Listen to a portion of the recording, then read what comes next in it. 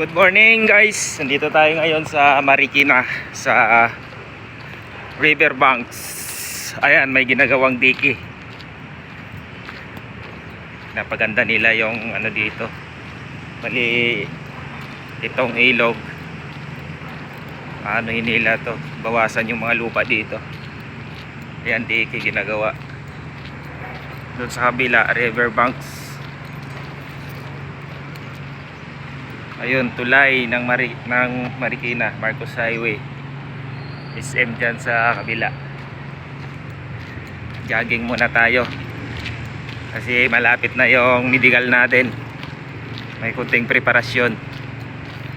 Ayan o. Oh, ayan ang ilog.